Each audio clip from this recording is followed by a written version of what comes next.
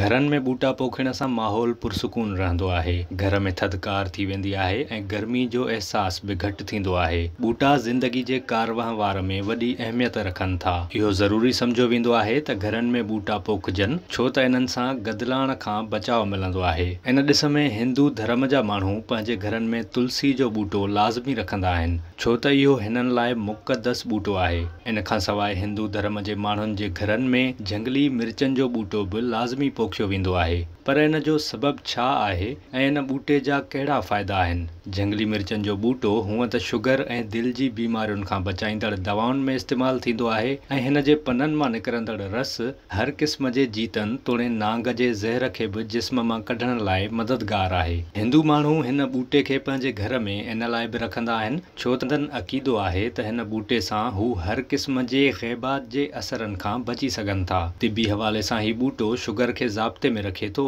दिल जो दौरो पवे त जिस्म में पैदा थींदड़ कमज़ोरी खे ख़त्म करण लाइ बि काराइतो आहे। हीउ जिस्म मां ज़हरीलनि मादनि खे ख़ारिज करण में बि मदद ॾिए थो, जॾहिं त जिस्म जे उज़वनि जी ख़राबी खे ठीकु करण में बि हिन बूटे जो वॾो किरदारु हूंदो आहे। विज़िट कयो अवामी आवाज़ मीडिया ग्रुप जी वेबसाइट awamiawaz.pk